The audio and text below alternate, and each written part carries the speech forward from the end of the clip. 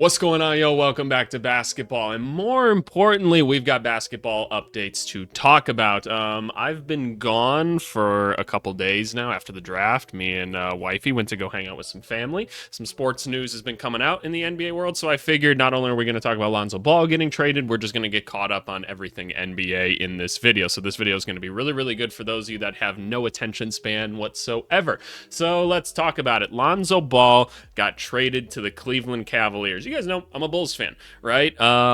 So when I saw this, my instant reaction was we literally drew this up an ideal offseason. I think is what it was. This trade makes a ton of sense to me for both sides. I really don't have any complaints for it.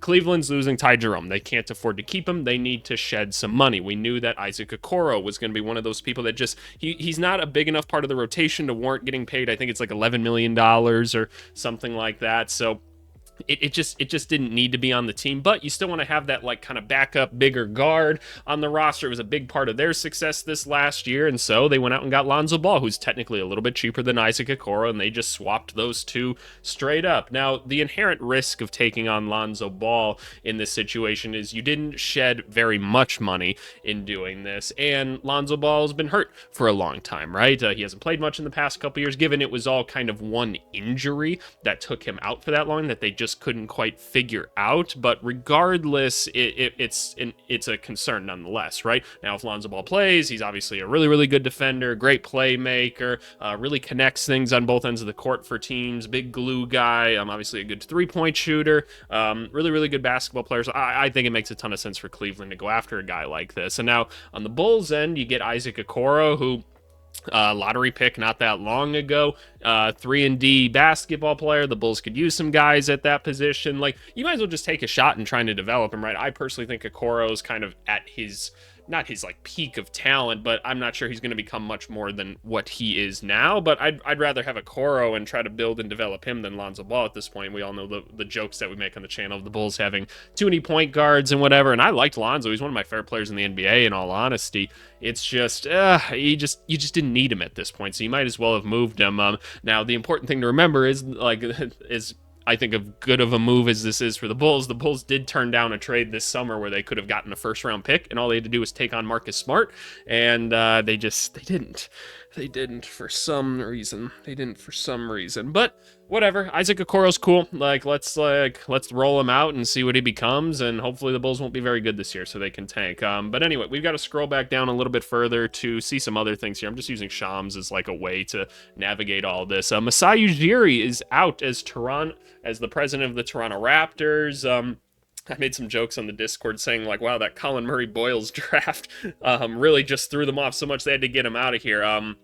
Most likely, he was out probably a couple weeks before or something like that. They just didn't want to cause a lot of commotion going into the draft. I would find it hard to believe he was actually the one kind of at the helm for all of this. So it is what it is. I had some people asking, like, oh, what do you think about this or whatever? And I'm like, isn't it kind of simple? Like, I know Masai's been a huge part of this team for a while, and obviously he's won a championship. He's built some good teams. He's brought in some good players, been a part of the development of some great players.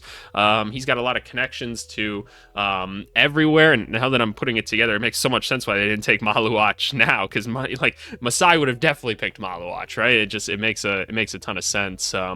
But the Raptors have been in this weird space ever since kind of that championship run, where they found some interesting talent, but not all of them have melded together well, and we can't quite tell where this team is going directionally. So I just think it's kind of one of those things where it's like, look, dude hasn't been doing a good job. There's no clear direction with things, so it's kind of time to go, I guess. And it's unfortunate. I'm sure he'll get a job elsewhere. He's shown that he can do things in the past, but this team, I don't know anybody that knows what this team was moving towards or building towards. It was quite confusing, to say the least. But regardless, if you're a Raptors fan, I think you should be curious about what this team is rolling out this year. I just kind of want to see what this group can do together, just as a curious basketball person, if nothing else. But yeah, there goes Masai. The Houston Rockets intend to bring back Jayshawn Tate, Aaron Holiday, and Jeff Green.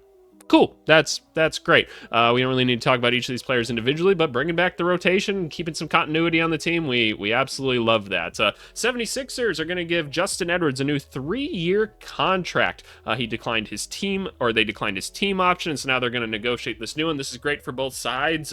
Now, while Justin Edwards didn't have a good basketball season per se in terms of NBA standards last year as a rookie, and a guy that was he wasn't drafted at all, right? I don't believe he was drafted.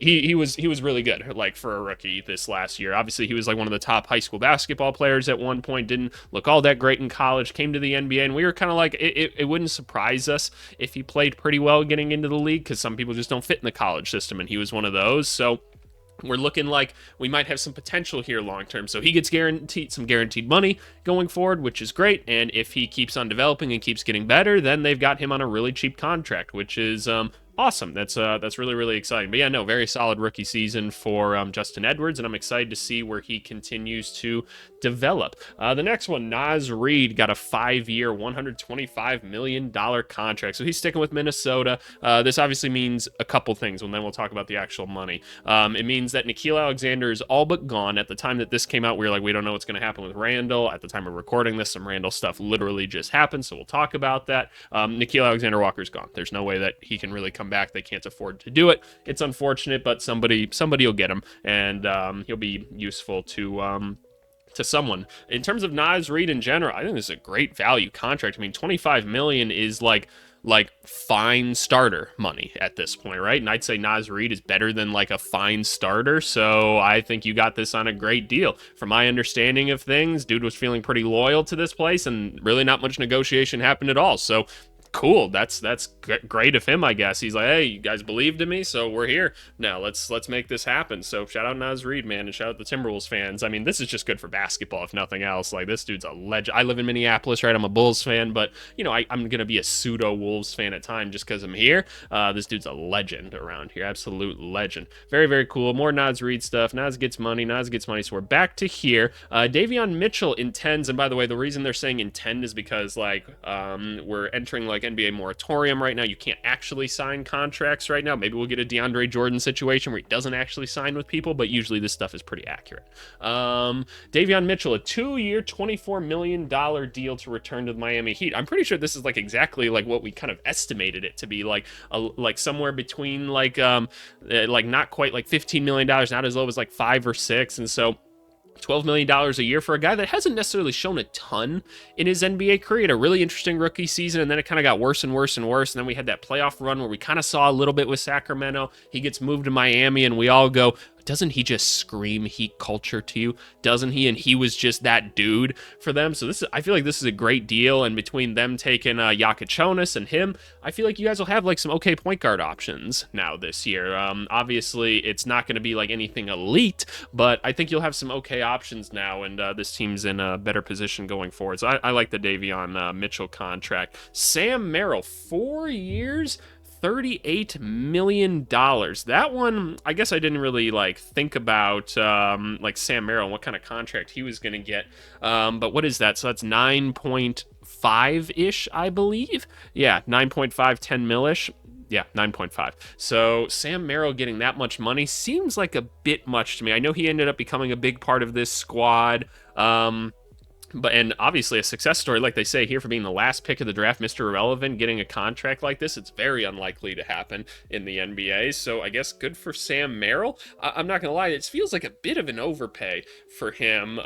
Like, yes, he shoots the shit out of the basketball, and that's cool, but like, he really doesn't do anything else. Like, I wouldn't call him like even like an okay defensive player. I feel like he's kind of a guy that gets taken advantage of a little bit. Like, he can't really put the ball on the floor and other things, but also you want to keep your guys around and you need those shooters. So hey, we're gonna clap it up for anybody getting their money, man. So shout out Sam Merrill. I personally think it's a little bit of an overpay though, but hey, fair enough. They got him and Lonzo now. Congratulations. We got more of these guys. Nick Batum declined his $4.9 million player option. There's mutual interest between the veteran and the Clippers in a new deal together.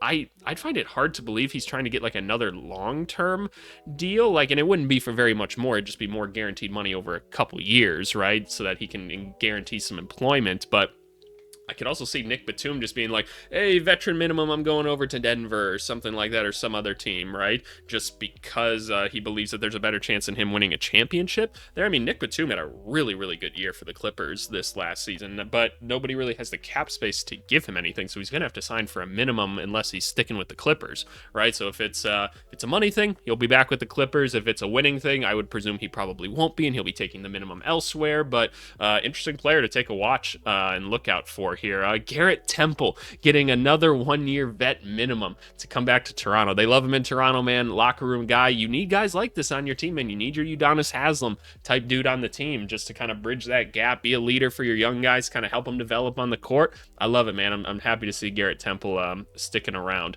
The next one, oh yeah, we got to talk about this trade right here. The Oklahoma City Thunder traded Dylan Jones, who I believe he was the 26th pick in the draft this last year, and a second-round pick to the Washington Wizards. They got back Colby Jones, and they're releasing him. So this would be a disaster for any team not named Oklahoma City. 1 year after drafting a guy in the first round, and you're like, I need to get this guy off my team, so I'm attaching a pick to him and shipping him to another team so I can take another guy back in Colby Jones. So I believe his money's like $2.2 million or something like that, and only half of his contract is guaranteed, so you only have to pay him 1.1 when you cut him.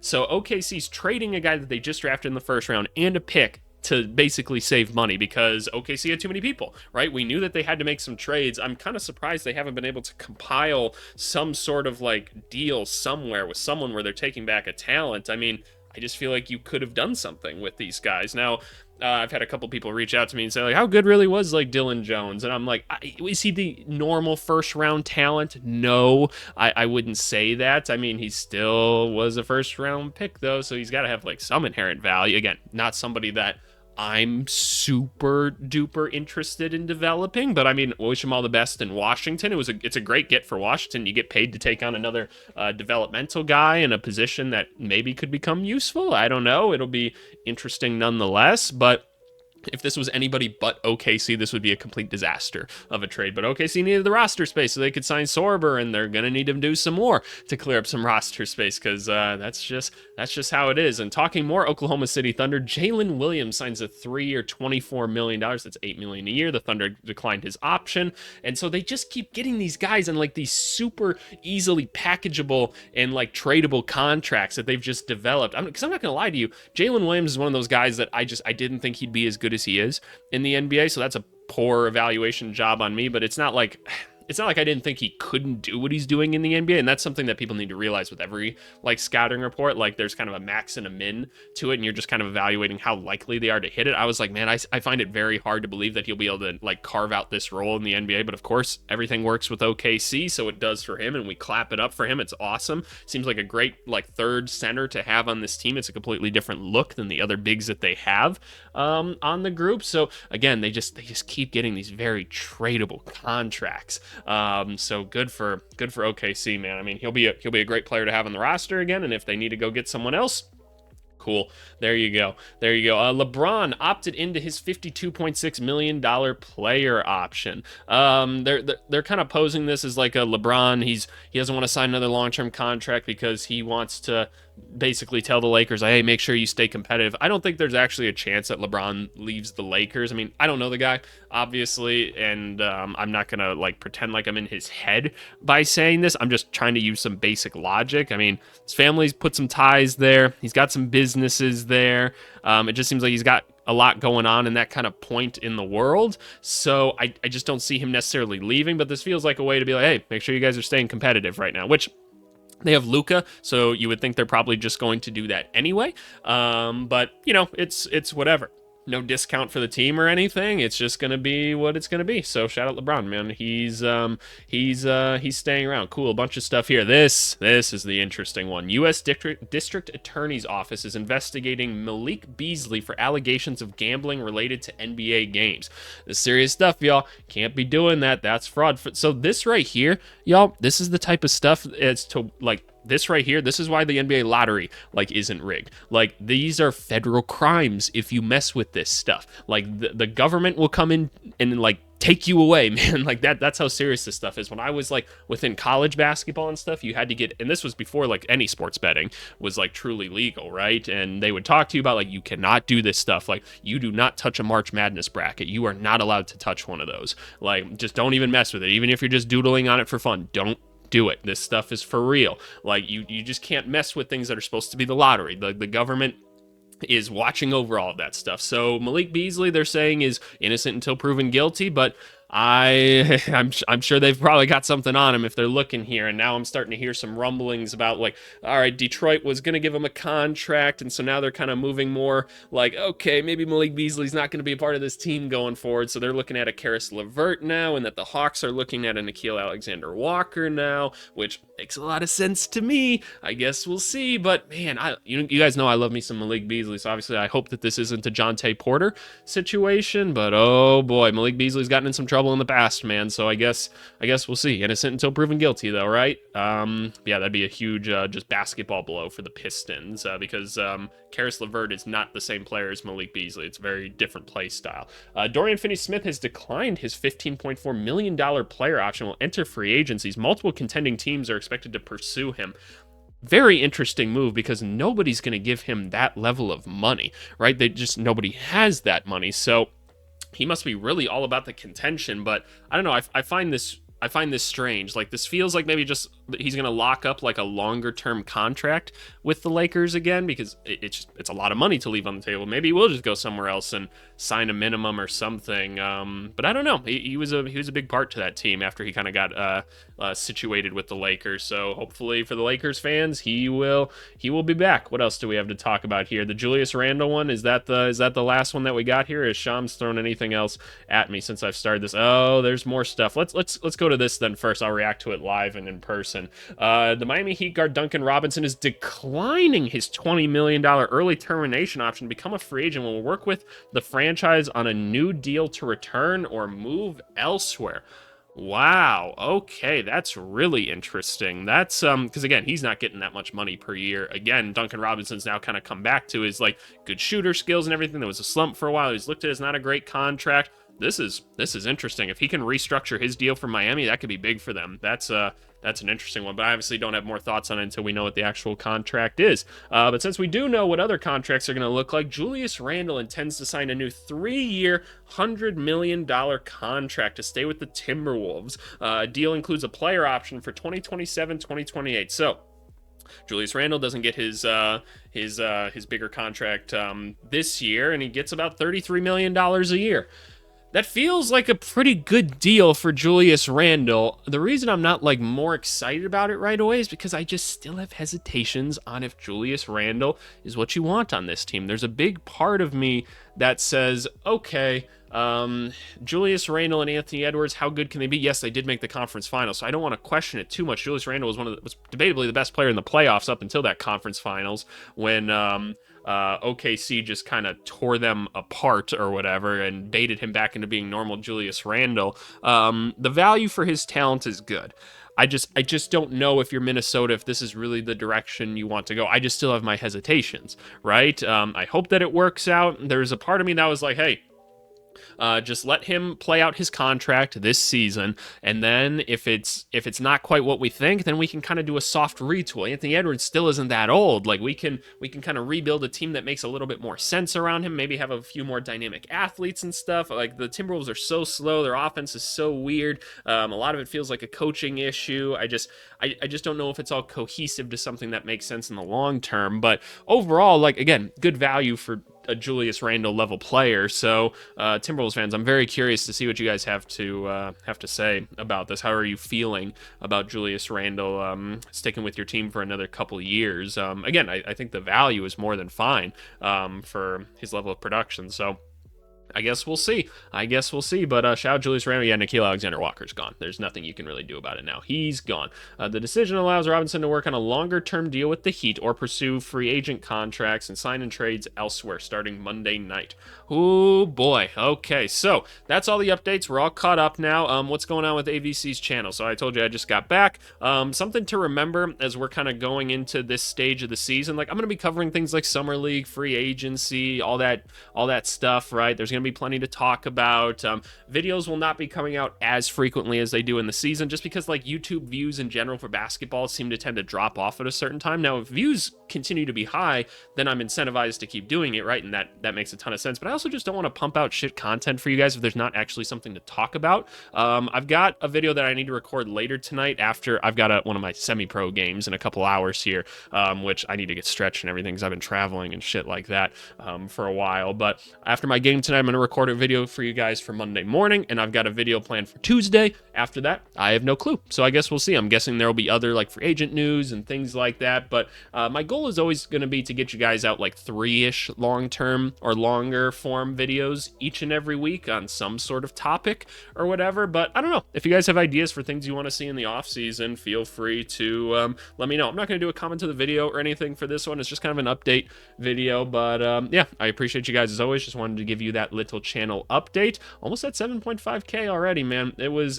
good. And thank you guys again. Because I haven't been on really since like the draft live stream and everything. That was so much fun. That was by far the coolest thing we've done on the channel. Definitely go watch that if you haven't. It was a fun one. But anyway, I appreciate you guys as always, and we'll talk to you later. Thanks so much. Bye.